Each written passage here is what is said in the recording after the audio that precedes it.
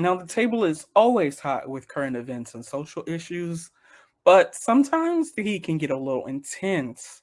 Let's turn the temp down, take a breather, and get into this week's topic cool down.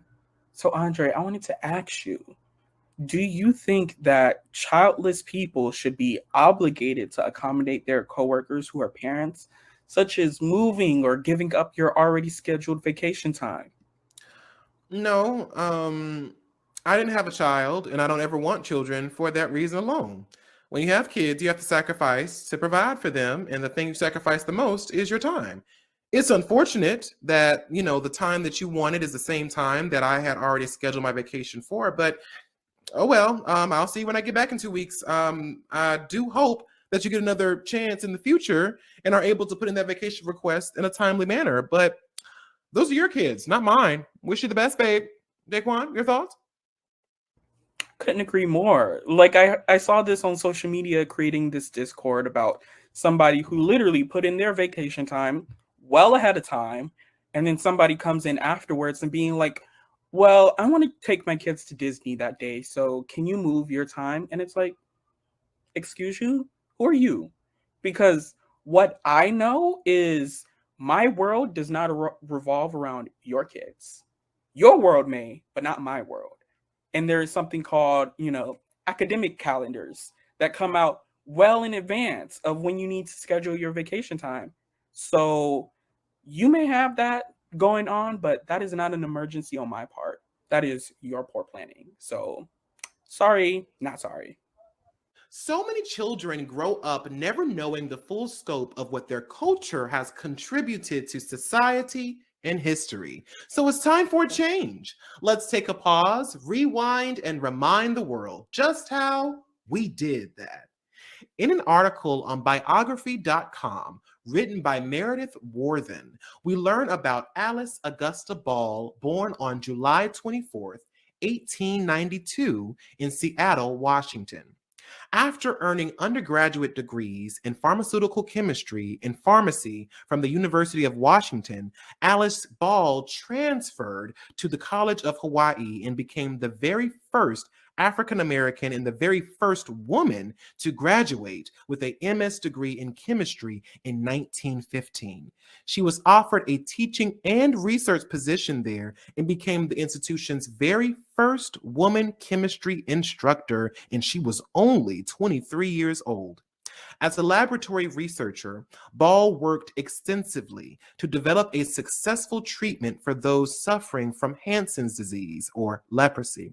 Her research led her to create the very first injectable leprosy treatment using oil from a chalmugra tree, which up until then was only a moderately successful topical agent that was used in Chinese and Indian medicine. Ball successfully isolated the oil into a fatty acid components of different molecular weights, allowing her to manipulate the oil into a water-soluble injectable form. Ball's scientific rigor resulted in a highly successful method to alleviate leprosy symptoms, later known as the Ball method, that was used on thousands of injected individuals over 30 years until sulfone drugs were introduced. Tragically, Ball died on December 31st, 1916, at the young age of 24 after complications resulting from inhaling chlorine gas in a lab teaching accident.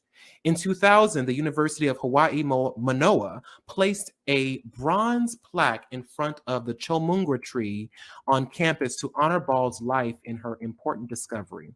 Former Lieutenant Governor of Hawaii, Mais Hirono, also declared February 29th as Alice Ball Day.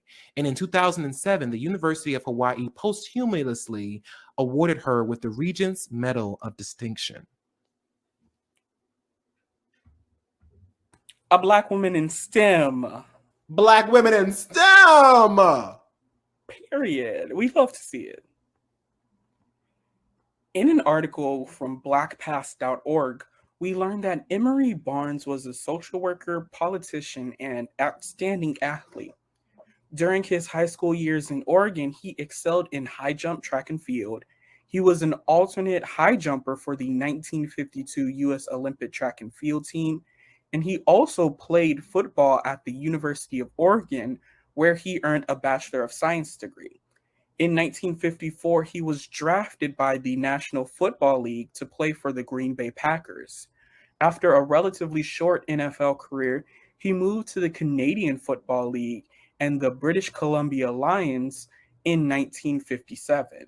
During Barnes's football career, he did a postgraduate study in social work at the University of British Columbia. In 1964, he began a career as a social worker in Vancouver until he entered politics in 1972. Barnes and fellow New Democratic Party Legislative Assembly member Rosemary Brown were the first Black candidates elected to a legislative office in British Columbia. Barnes's political platform was dedicated to helping the disadvantaged with an emphasis on worldwide human rights, social justice, and poverty. At one point in his political career, realizing how difficult life was for many of the people in his district and wishing to bring attention to poverty in the area, he moved to downtown East Vancouver and limited himself to living on an amount equal to that received by welfare recipients. When the British Columbia Black History Awareness Society first emerged in 1993 in an attempt to acknowledge Black History Month, Barnes obtained a government grant and rallied community support for the society. He then led the effort to build a cultural community center in Vancouver for the entire community, but especially to serve the people of African heritage. Though his hard work and diligence, the Through his hard work and diligence, the BC Black Cultural Association was formed with Barnes as the first president. Black people. Period. That whole Black. politician thing where he was like, "Oh, I'm gonna live just like the people in my district. Oh, y'all are making that much? I'm going to make that much. You live here? I'm going to live here." Maybe some U.S. politicians should take some notes. Maybe they should be getting that minimum wage. See if it's really livable. Now, as always, thank you all so much for watching, and keep the conversation going down in the comment box below.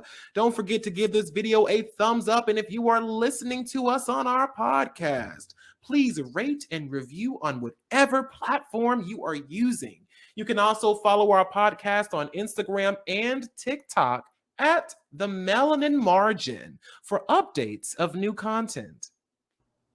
And if you like to follow each of us, our handles are at Daquon MUE and at Andre Talks a Lot. Now we will see you all next time on the Melanin Margin, where our goal is always to bring the marginalized to the spotlight in any way we can. Goodbye now.